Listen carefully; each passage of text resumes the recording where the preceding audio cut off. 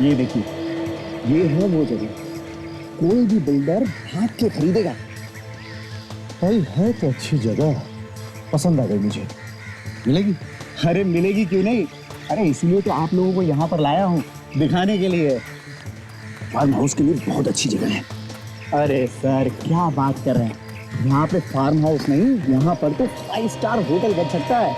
भाई 2-4 बिल्डर है मेरे पहचान के, तू कहे तो मैं बात करूं? हाँ? सर इतनी जल्दी मत करो, पहले अच्छी तरह से अंदर देख तो लीजिए। भाई इस जमीन में कोई लफड़ा फड़ा तो नहीं है, बाद में कोई केस वेस तो नहीं हो जाएगा? अरे केस करेगा कौन, इसका तो कोई मालिक ही नहीं है। क्या मतलब? मतलब ये कि इसका मालिक 20 साल पहले ही मर गया था, ना कोई बेटा है बेटी है और ना ही कोई रिश्तेदार। बाद में जेल में मत भिजवा देना यार। अरे सर मैं कह रहा हूँ ना, इसका कोई वारिस नहीं है। हाँ इसका मतलब वो पेपर वेपर भी निकली बनेगा और बिना पेपर के बेचेगा कैसे? अरे सर उसकी चिंता आप लोग छोड़ दीजिए, मैं हूं ना, मेरे आदमी सब जगह पे सेट है। क्या बात है? सर एक मिनट। हेलो हेलो हेलो, अरे जरा जोर से बोलिए, सुनाई नहीं दे रहा है। हेलो, कट हो गया। चिल्लाने से कोई फायदा नहीं है यार, यहाँ नेटवर्क नहीं है। हाँ आगे जाके बात कर लेना, ठीक है? ठीक है, आप लोग अंदर जाके जगह देखिए और मैं बात कर लेता हूँ। ठीक है यार, मैं देखिए। हाँ ओके जाओ चलो।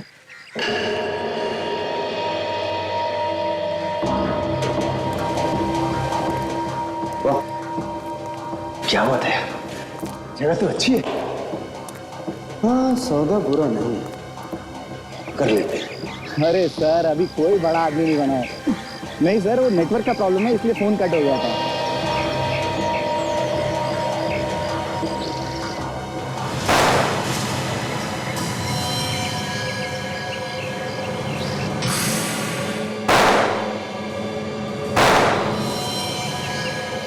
गोली किसने चलाई? जय नीरज,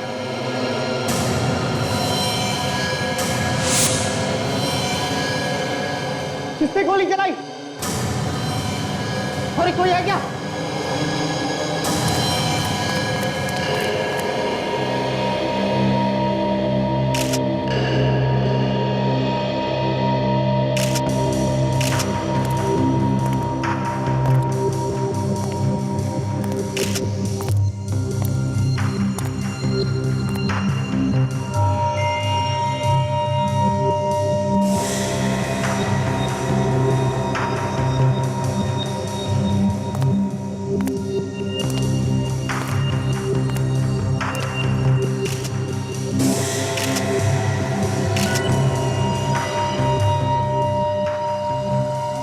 सब लगता है गोली कहीं आसपास से ही चली, क्योंकि इसकी छाती पे लगे घाव और पीठ पे घाव दोनों का साइज एक ही है।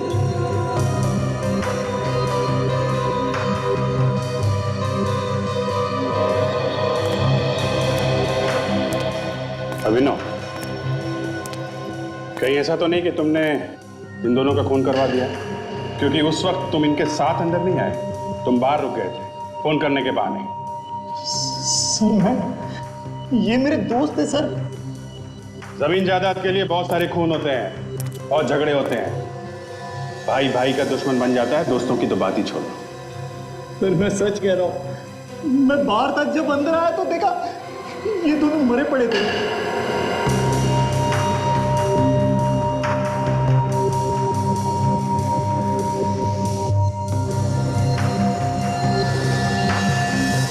इन दोनों के अलावा तुम्हारे साथ कोई और भी था? नहीं सर, बस हम 3 थे। सर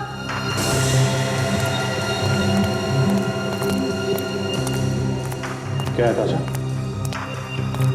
तो ये देखिए,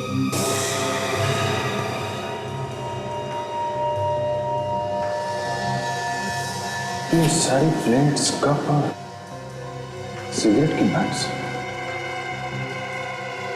लगता है काफी लोग थे यहाँ पे। ऐसा लगता है काफी दिनों से रह रहे थे।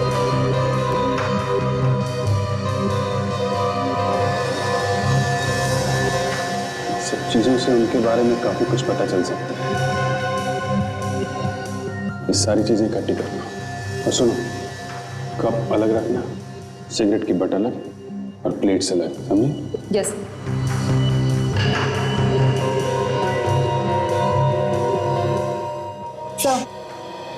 चप्पल भी छोड़ के गए। सारी चीजें इकट्ठा करके फोरेंसिक लैब में भेज दो।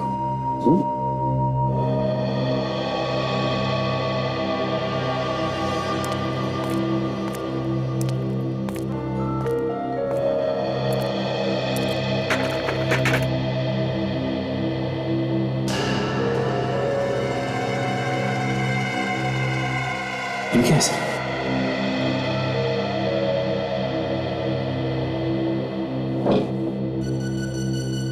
लकड़ी का बक्सा? अरे बंद पड़े घर में सुनसान जगह पे बक्सा यहाँ क्या कर रहा है? ये तो ताबूत है, लाश रखने का कॉफिन।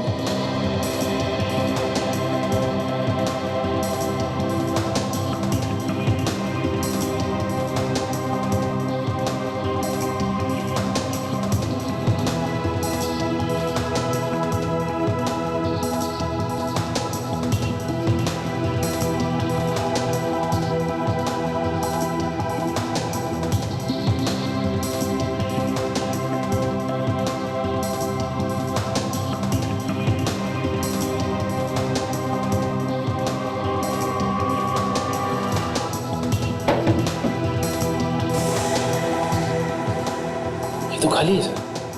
खाली?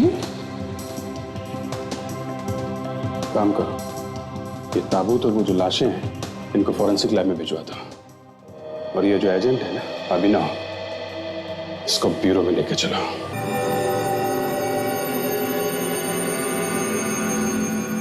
एक, दो, तीन,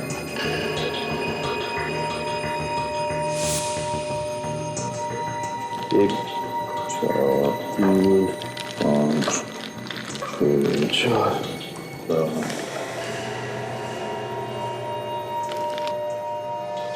पाँच, छः,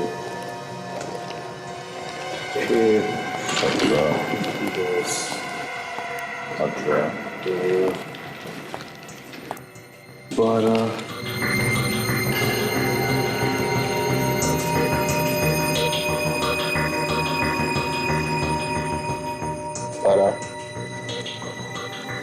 16, 19,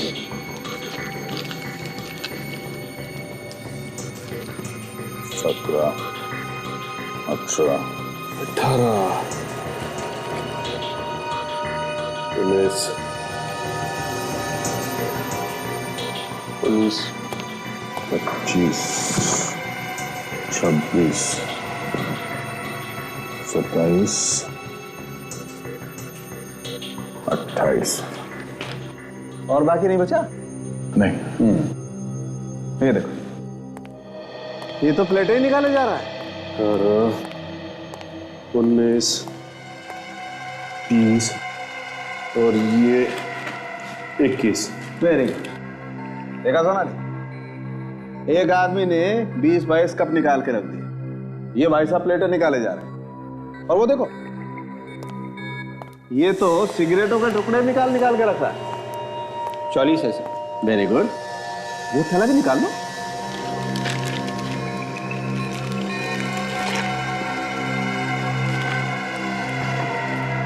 चप्पल। वैसे इन कप्स के ऊपर से उंगलियों के निशान उठाए जा सकते हैं। और इन प्लेटों में ही खाना खाया होगा उन खूनियों ने, राइट? तो इन प्लेटों पर भी उन उंगलियों के निशान जरूर हो। जी। और वो जो सिगरेट के टुकड़े हैं वहां पर, उस पर होठ पर लगे सलाइवा के वो थूक। जी जी, थूक से भी हमें डीएनए मिल सकता है। बिल्कुल बिल्कुल। और इन सभी फिंगरप्रिंट्स को मैच करने के बाद पता चल सकता है कि वहां पे कितने लोग आए थे। बिल्कुल करेक्ट सर। कुछ मिला क्या? हाँ सर, कुछ ऐसी बात पता चलने वाली है। कोई चौंका देने वाली बात? हाँ, इसमें कुछ रखा था। इस बॉक्स के अंदर प्रिजर्विंग ऑयल लगा हुआ है जो लाश को ज्यादा देर तक रखने के लिए इस्तेमाल किया जाता है। सब कुछ मिला हुआ है इसमें, फॉर्मल्डिहाइड, ग्लूटाराल्डिहाइड, मीथेनॉल और फिनॉल भी है इसमें। प्रिजर्विंग ऑयल, तुम्हारा मतलब है कि इस बॉक्स के अंदर लाश रखी गई थी? जी हाँ, वो भी काफी दिनों तक। तो फिर ये लाश कहाँ गई? हमें जो लाशें मिली थी वो तो ताजा थी ना? एक बात और है बॉस, ये जो चप्पल आप लोग लेकर के आए हैं, ये चप्पल भी बॉस एक कहानी सुना रही है और बहुत मजेदार कहानी है। तो देखो, जिस किसी भी की ये चप्पल है उसके 2 अंगूठे, चंगा होगा, देखो 2 अंगूठे के निशान। ये चप्पल खूनी की हो सकती है। डॉक्टर साहब, जो कुछ और हमें वहां से मिला था उसे पता चल सकता है कि जो लोग वहां से भागे थे उनमें से किसकी है ये चप्पल? बिल्कुल पता चल सकता है, क्योंकि मुर्दे को तो अधिकतर नंगे पांव ही रखा जाता है। अधिकतर मैंने कहा, 2-3% चांसेस हैं कि ये चप्पल मुर्दे की। 6 निशान मिले हैं मुझे उंगलियों। वो 25-30 कप्स और प्लेट्स आप लोग लेकर आए थे उसके। ओह, मतलब 6 लोग बैठे होंगे वहां पे पत्ते खेलने के लिए, या फिर यूं कह लीजिए जुआ खेलने के लिए, और उनमें से भागते भाग किसी एक ने ये चप्पल वहां पे छोड़ दिया। बिल्कुल ऐसा हो सकता है। ये 2 अंगूठे वाला आदमी चप्पल इसलिए पहनता होगा क्योंकि उसे उसके जूते आसानी से नहीं मिलते होंगे। तो जहां भी दुकान में चप्पल या जूते खरीदने जाता होगा, उस दुकान वाले को याद होगा कि यह आदमी छंगा है, 6 उंगलियों वाला। और ऐसा कोई कस्टमर किसी भी दुकान में हर रोज तो नहीं जाता होगा। तो ये काम कर सकते हैं, हर जूते और चप्पल की दुकान पे जाके पता करते, किसी न किसी को तो याद होगा। पूछो, हर जूते के दुकान में और हर जूते बनाने वाले से पूछो।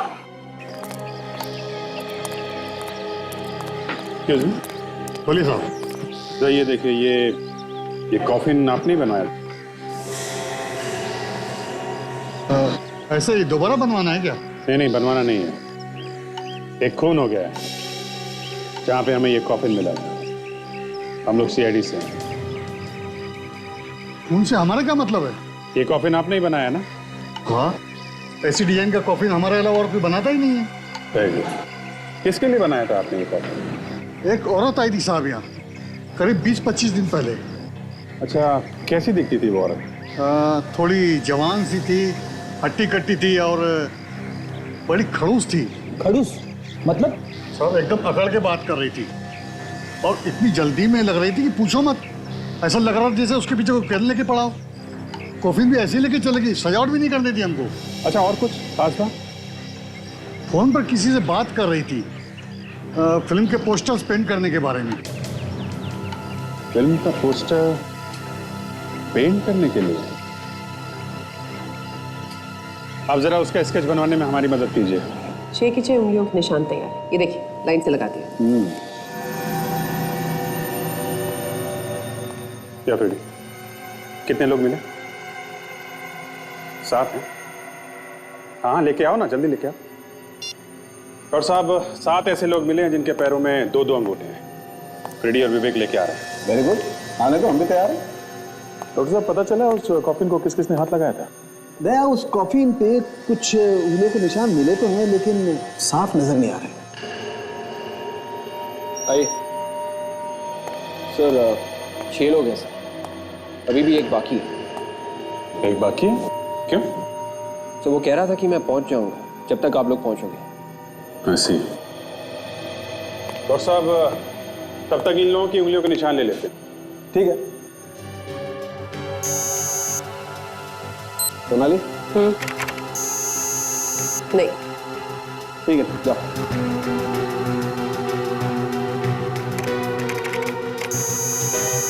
नहीं। नहीं। ठीक है। हाँ प्रभु। हाँ भाई, सोनाली? नहीं। जाओ भैया। इनमें से किसी के भी हाथ के निशान यहाँ नहीं लगे। मतलब उस वक्त इनमें से कोई भी लाश के पास नहीं था। अभी एक और है ना, वो 7वां। सर उसका फोन ट्राई कर रहा हूँ सर, उठा ही नहीं रहा। तो यही तो नहीं जिसकी भी तलाश है? क्या नाम क्या है उसका? उसका नाम हितेन है सर। पता है ना उसका? हाँ सर, वो यारी रोड पे है। अभिजीत, इससे पहले कि वो कहीं निकल जाए, हम उसके घर पे चल के उसे पकड़ते हैं। करेक्ट।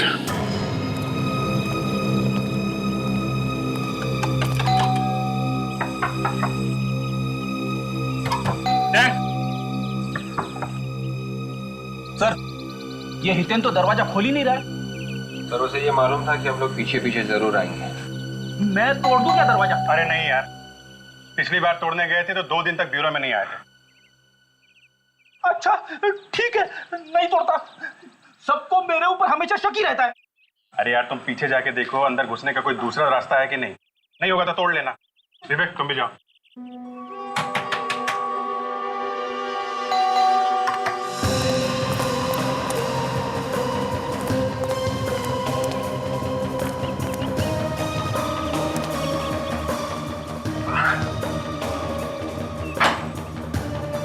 आइए सर।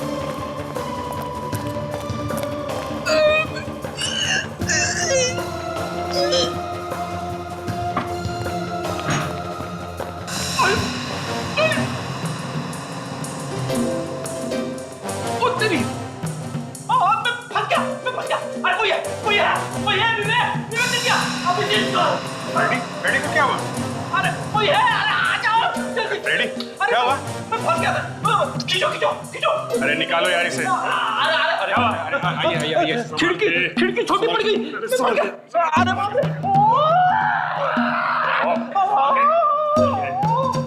लगी क्या? हैं? टिक्की पे चोट आई है। फ्रेम टेढ़ा हो गया। ठीक है, चलो काम पे लगो।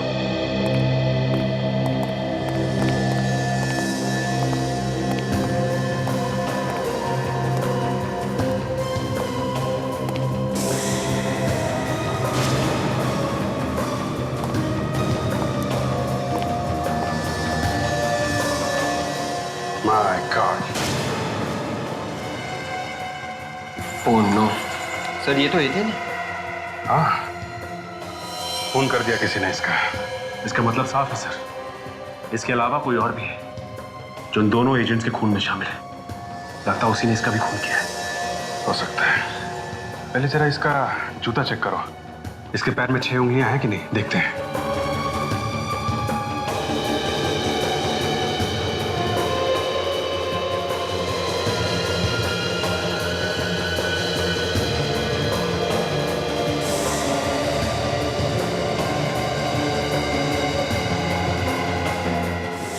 क्या बोलिए सर?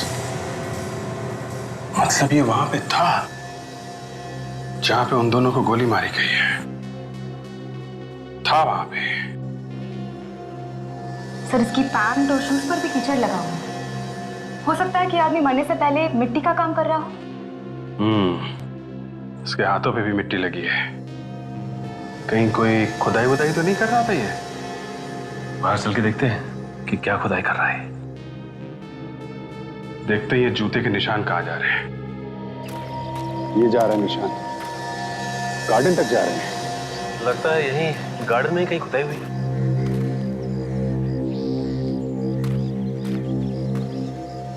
सर बाग में तो सब तरफ घास ही घास दिख रही है। हो सकता है गड्ढा खोद के दोबारा बंद कर दिया हो। ध्यान से देखो।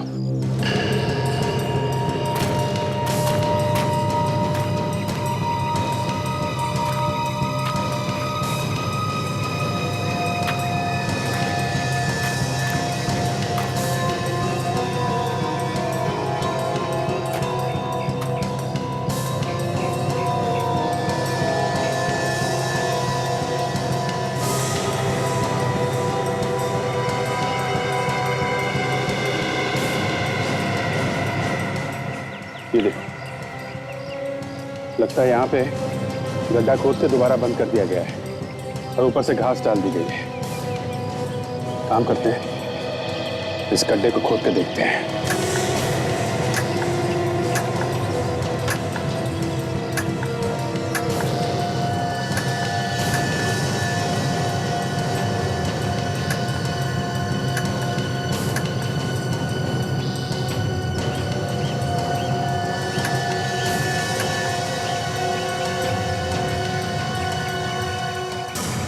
सर कुछ है यहाँ पे? एक मिनट, ऐसा करो, हाथ से मिट्टी निकालो।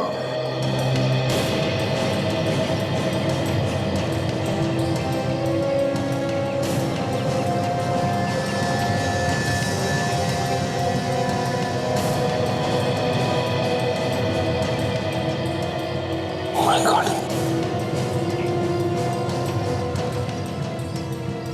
संभाल क्या?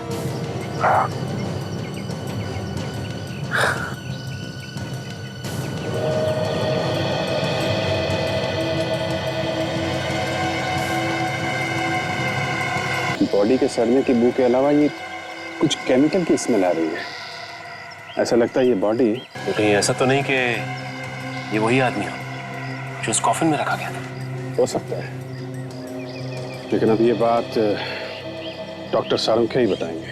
जिस आदमी ने इसका खून किया, उसकी लाश को संभाल के रखा, उसी का खून हो गया। और ये लाश कॉफिन में कितने दिनों से रखी गई होगी? ये बात तो अभी एग्जैक्ट बताना थोड़ा मुश्किल है, मगर काफी दिनों से इसकी लाश को प्रिजर्व करके रखा गया होगा। दया, खूनी का पता चल गया है। पता चल गया? कौन है? ये जो कोई भी है, ये एक आर्टिस्ट है, एक पेंटर। ये पेंट नाइफ जहां पर घुसा हुआ था, उसी के पास हमें उंगलियों के निशान मिले। उंगलियों के निशान? किसके? खूनी के। खूनी के? हाँ, खूनी ने पेंट नाइफ को इस तरह से इस्तेमाल किया। ये देखिए, पीछे से गर्दन को पकड़ा और यहाँ पे वार किया, और इस वजह से गर्दन के पीछे उसकी उंगलियों के निशान आ गए, और उंगली पर जो ऑयल लगा था वो भी आ गया। कौन सा ऑयल है? Turpentine oil. एक मिनट। तो लड़की जो ये कॉफिन लेने आई थी, वो फिल्म के पोस्टर की पेंटिंग के बारे में कुछ बात कर रहे थे किसी से फोन पे। सर कहीं उसी लड़की ने तो खून नहीं किया ही थे इनका? शायद। लाश को संभाल के रखा, मतलब कोई काम था, और जब वो काम खत्म हो गया तो लाश को कॉफिन में से निकाल कर उसे गाड़ दिया गया। ये लड़की जिसका स्केच कॉफिन वाले ने बनवाया है, ये हमें बताएगी कि लाश को कॉफिन में क्यों रखा गया और बाद में निकाल के क्यों गाड़ दिया गया। अब ढूंढेंगे कहां से उसे सर? पेडी, उस कॉफिन बनाने वाले ने क्या कहा? लड़की फोन पे बात कर रही थी। क्या बात कर रही थी? क्या बात कर रही थी? सर फिल्म के पोस्टर के पेंटिंग के बारे में बात कर रही थी। इतन की गर्दन पे हमें टर्पेंटाइन मिला है, और टर्पेंटाइन पेंटिंग करने के काम में भी आती है। तो ये लड़की फिल्म के पोस्टर की पेंटिंग करती होगी। मगर आजकल तो फिल्म के पोस्टर कंप्यूटर पे बनते हैं, हाथों से पेंट करके पोस्टर्स बनाता ही कौन है आजकल? कि जो पुरानी फिल्मों के बारे में लिखा जाता है ना, कि जब वो आती है तो उनके पोस्टर हाथ से पेंट किए हुए होते हैं। तो शायद ये लड़की किसी ऐसी जगह काम करती है जहां पे पुरानी फिल्मों के पोस्टर पेंट किए जाते हैं।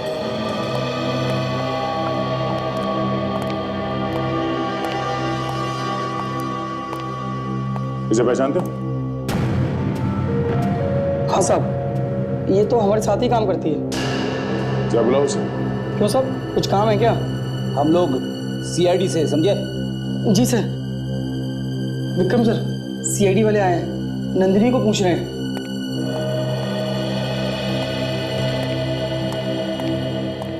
साहब, क्या किया नंदिनी ने? खून। हाँ, कहाँ है वो? पता नहीं साहब, 2 दिन से तो आ ही नहीं रही है।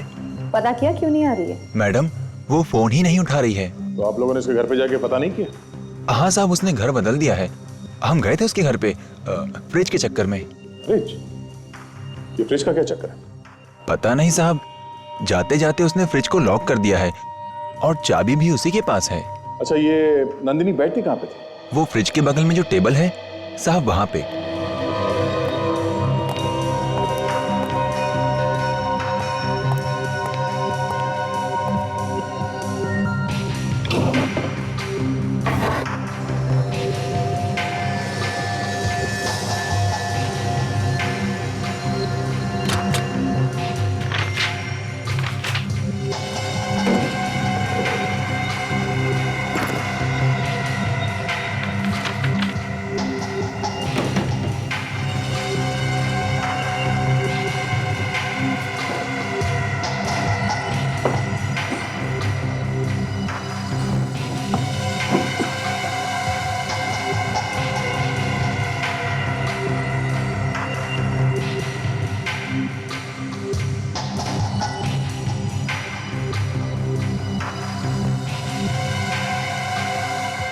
खून?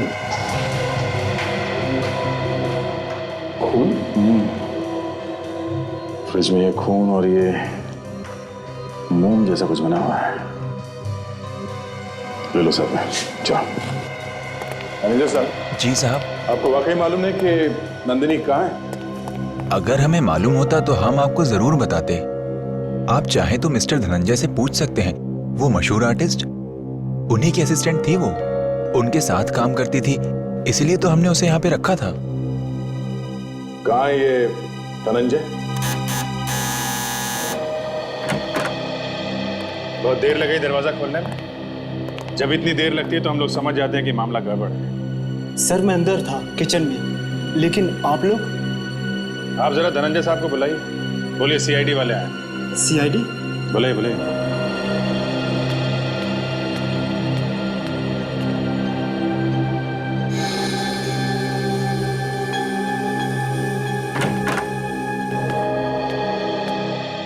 हेलो, मैं Dhananjay and she is my wife Lakshita. नमस्ते, बैठिए आप लोग। जी बैठने का टाइम तो नहीं है, आप लोगों से कुछ पूछताछ करनी थी आपकी असिस्टेंट नंदिनी के बारे में। क्यों, क्या किया उसने? जी नंदिनी ने कुछ लोगों के साथ मिलके 2 लोगों का खून कर दिया। खून? नंदिनी ने? जी हाँ, उसने एक आदमी को मार के काफी दिनों तक उसकी लाश एक कॉफिन में रखी।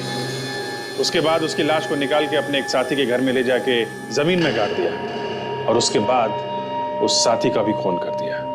नंदिनी तो एक आर्टिस्ट है, खून वून कब से करने लगी? चेहरे से तो कितनी भोली लगती है, कोई सोच भी नहीं सकता कि नंदिनी ऐसा कुछ करेगी। कुछ पता है आपको कहाँ हो सकती है वो? पता नहीं, वैसे हम लोग तो खुद यहाँ पर नए हैं। नए मतलब? अभी कुछ दिन पहले ही हम साउथ अफ्रीका से आए, हमें नहीं पता कि नंदिनी कहाँ रहती है। आपकी असिस्टेंट है वो और आपको पता ही नहीं कि वो कहाँ रहती है। एक्चुअली हमारे मैनेजर अमित ने उसे काम पे रखा था, वो जानता होगा नंदिनी के बारे में। ठीक है, तो आपके मैनेजर से पूछ लेते हैं, जरा बुलाइए उसे। अब वो कहाँ? हाँ, वो ब्लू स्काई होटल में होगा। Hotel blue sky? ये होटल में रहता है क्या? नहीं, एक्चुअली पिछले हफ्ते इनका बर्थडे था, उसकी पार्टी हमने रखी थी होटल ब्लू स्काई में, उसी के पैसे देने के लिए अमित वहां पर गया। होटल ब्लू स्काई, चलो वहीं मिल लेते हैं उससे।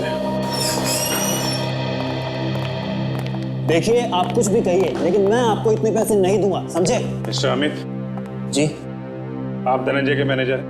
जी हाँ, लेकिन आप कौन है? सीआईडी। सीआईडी? सीआईडी? क्यों, क्या हुआ? खून? खून? किसका खून? किसने किया? हितेन का खून हुआ और नंदिनी ने किया है। नंदिनी ने? हाँ नंदिनी ने। कहाँ है नंदिनी? धनंजय ने बताया कि तुम उसके बारे में अच्छी तरह से जानते हो। धनंजय ने? हाँ धनंजय। वैसे अब है कौन? मैं धनंजय की बहन अर्चना। अब जल्दी से बताओ, नंदिनी कहाँ है? मुझे नहीं मालूम सर, वो पार्टी के बाद उसे होटल की गाड़ी से घर तक छोड़ा गया था, क्योंकि वो बहुत नशे में थी। अच्छा, उस पार्टी में जितने भी लोग आए थे हमें उन सब की लिस्ट चाहिए। जी सर। और आप जरा उस ड्राइवर को बुलाइए जिसने उस रात नंदिनी को घर छोड़ा था। नंदिनी, नंदिनी। कोई है घर में? सर देखो लाइट का स्विच कहाँ है?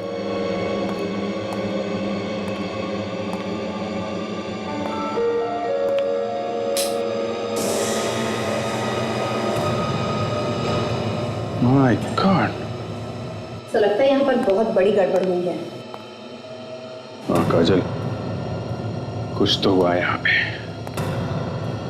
काम करो, घर को अच्छी तरीके से चेक करो।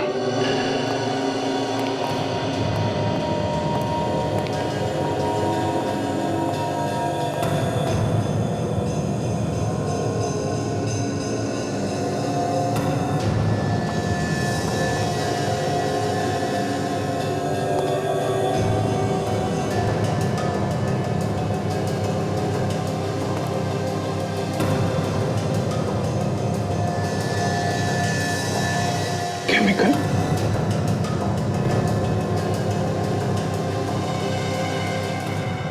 मोम? पेंटिंग में इनका क्या काम? विवेक, ये देखो, केमिकल की स्मेल बिल्कुल वैसी है जैसे हीथन के गार्डन में हमें जो बॉडी मिली थी ना जमीन के नीचे, उसके शरीर में बिल्कुल वैसी केमिकल की स्मेल आ रही थी। यस सर, केमिकल तो बिल्कुल वही है।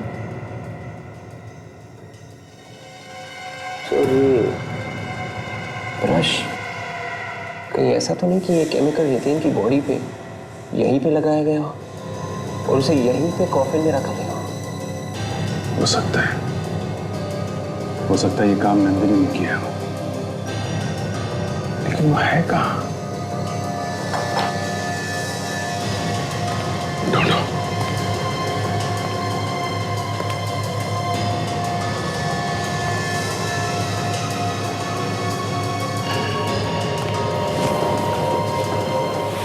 Oh my God. Sir. अरे तो नंदिनी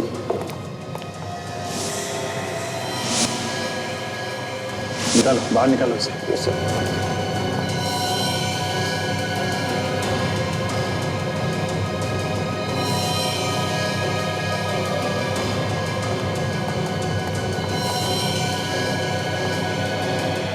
गला घोटने के निशान है, गला दबा के मारा है किसी ने।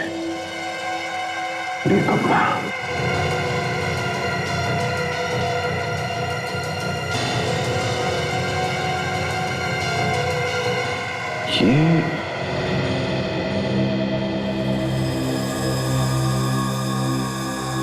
ये रुमाल,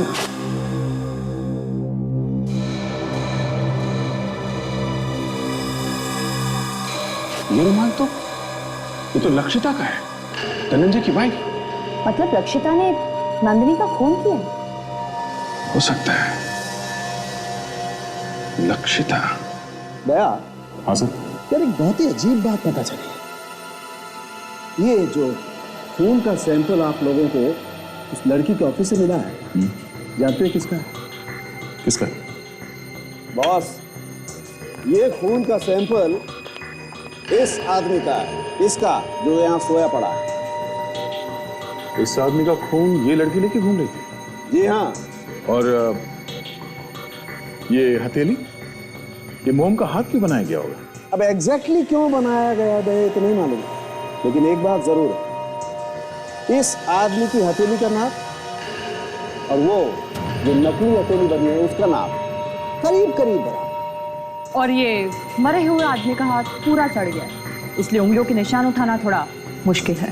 सर, ये लाश हितेन के घर पर मिली है और खून नंदिनी के ऑफिस में है। बड़ी अजीब बात है। बे, मुझे एक बात लगती है कि जो गेम है पूरा का पूरा वो इस आदमी के घर। अब ये तो दिख ही रहा है डॉक्टर साहब, पर वो गेम है क्या? इस आदमी के मरने के बाद एक ऐसा ही आदमी बनाने की कोशिश की गई। ऐसा ही दूसरा आदमी कैसे बन सकता है डॉक्टर साहब? इंडिया भी क्लोनिंग से बहुत दूर है। क्लोनिंग नहीं दया, क्लोनिंग नहीं, पेपर पे ऑन रिकॉर्ड्स। देखो मैं समझा भाई, मान लो इस आदमी का नाम बनवारी लाल। हाँ, अब ये तो मर गया। अब मैं आपके पास आकर के कहता हूं भाई साहब मैं बनवारी लाल, तो आप कहेंगे ठीक है, आप अपना डीएनए टेस्ट करने के लिए कोई सैंपल भेजिए, तो मैं आपको वो वाला ब्लड सैंपल भिजवा देता हूं। अब आप कहेंगे कि ठीक है, आप अपने फिंगरप्रिंट्स भेजिए, तो मैं आपको वो नकली हाथ भेज देता हूं। अब बॉस, अगर पत्ता चल गया तो मैं तो बन गया ना बनवारी लाल। सर, लक्षिता का रुमाल नंदिनी के मुंह पर बंधा हुआ था, सर उसी ने दोनों का खून किया होगा। नंदिनी का गला घोटा गया और इसके गले पर जो हमें फिंगरप्रिंट्स मिले बहुत मुश्किल से मिले। अब ये लक्षिता के हैं या नहीं, ये तो तभी पता चलेगा जब वो यहाँ है।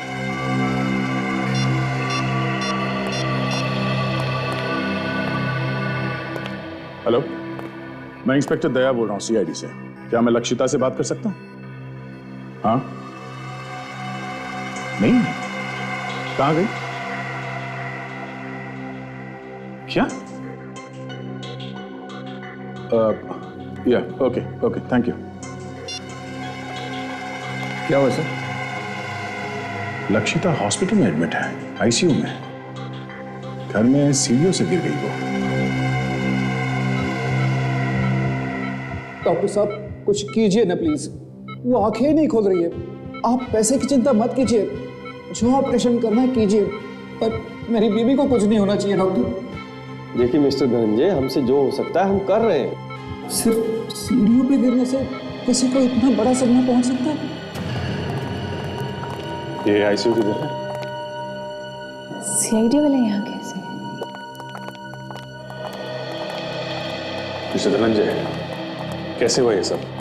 पता नहीं साहब, मैं अपने कमरे में था, उनके चिल्लाने की आवाज आई तो दौड़ के आया, देखा तो ये खून में लथपथ जमीन पे पड़ी थी, अर्चना भी थी वहां पर। अब इनकी तबीयत कैसी है? बात कर सकते हैं इनसे हम लोग? ये होश में नहीं है तो कैसे बात करेंगे? ओह, ठीक है, बाद में आते हैं, बात करते हैं।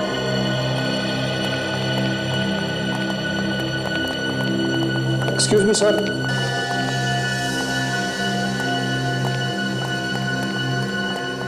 आपको मेरी बीवी से क्या बात करनी थी सर?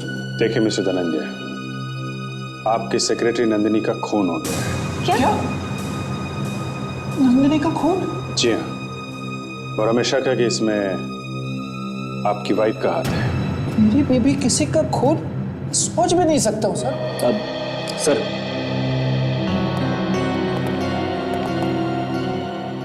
बड़ा अजीब संयोग है सर, जब हम पकड़ना चाहते थे लक्षिता को, ठीक उसी वक्त वो सीढ़ियों से गिर गई। वही तो, अगर ये होश में होती तो इससे पूछते कि इसका रुमाल नंदिनी के मुंह में आया कहां से, क्यों चुराना चाहती है किसी और की पहचान ये।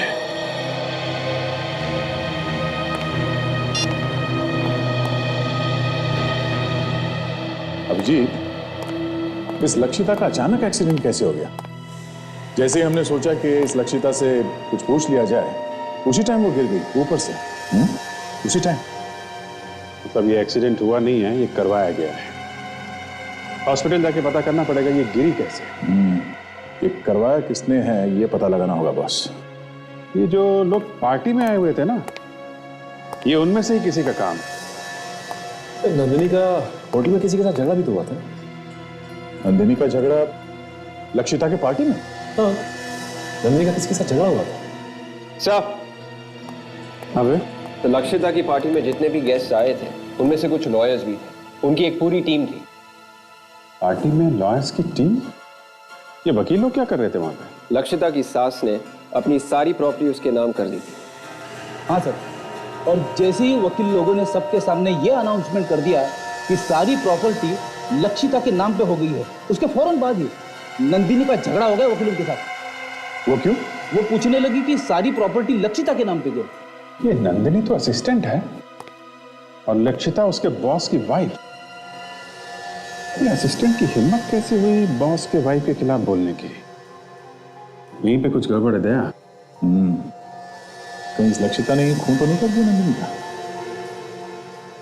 ये लक्षिता साउथ अफ्रीका से आई है ना पिछले महीने?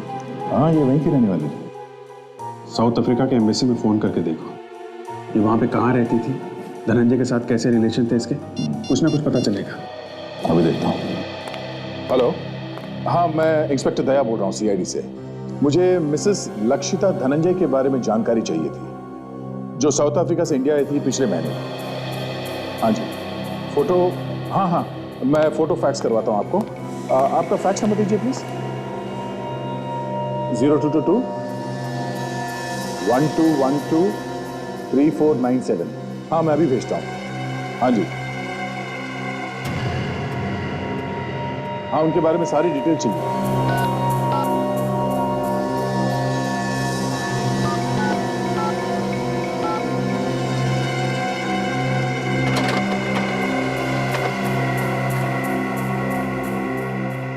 शायद आपको फोटो मिल गई होगी।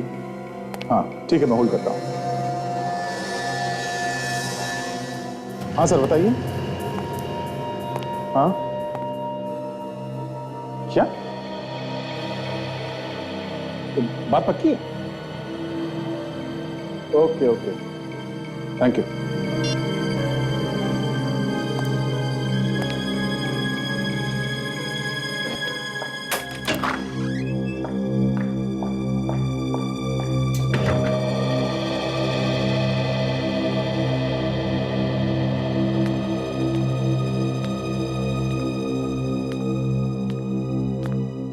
धनंजय,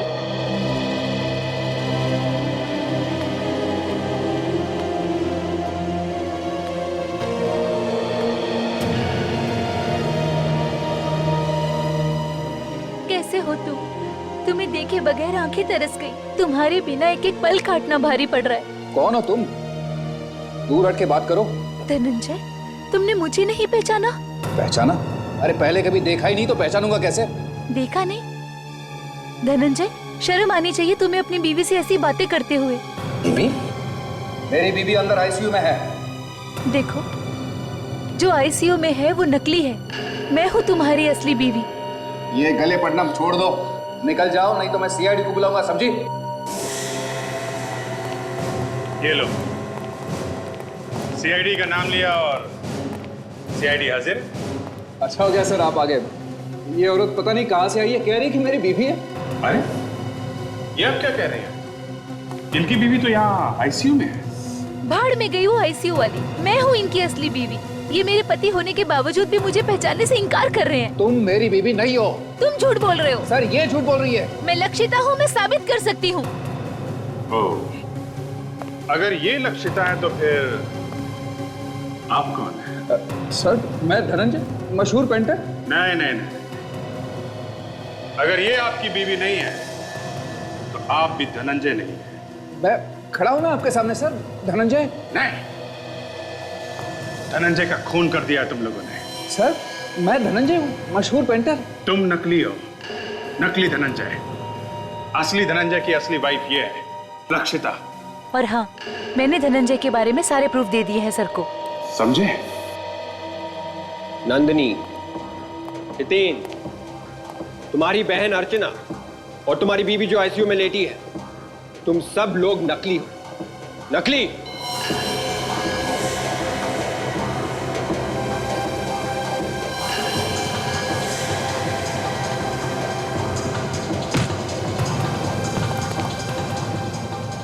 भाग रहा है, हैं?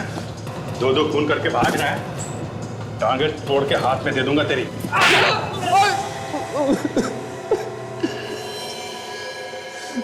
जायदाद के लिए मैंने धनंजय को मारा। मेरा असली नाम विकास है। और इसके लिए तुमने एक गैंग तैयार किया है? हाँ, तो धनंजय को साउथ अफ्रीका में मिला था। मुझे पता चला कि उसका डिवोर्स हुआ है। फिर मुझे पता चला कि धनंजय इंडिया जा रहा है उसकी दादी को मिलने के लिए, उनकी जायदाद लेने के लिए। तो मैंने तय कर लिया कि धनंजय को मार के मैं धनंजय बन जाऊं। दादी ने तुम्हें पहचाना नहीं? दादी ने कभी धनंजय को देखा ही नहीं था, इसलिए वो उसका डीएनए टेस्ट करवाने वाली थी। उसके बाद ही जायदाद उसके नाम पर होने वाली थी। और इसके लिए तुमने धनंजय का खून निकाल के रख लिया। खून और उंगलियों के निशान भी। इसका काम तो तमाम हो गया। कहाँ ठिकाने लगाना है इसकी लाश को? इसे ठिकाने नहीं लगाना है, संभाल के रखना है। जब तक सारी जायदाद हमारी नहीं हो जाती, हमें इसकी जरूरत पड़ेगी। डीएनए और उंगलियों के निशान के लिए? हाँ, हमें इस लाश को तब तक संभाल के रखना है जब तक इसका डीएनए तुम्हारी माँ के डीएनए से मैच न हो जाए।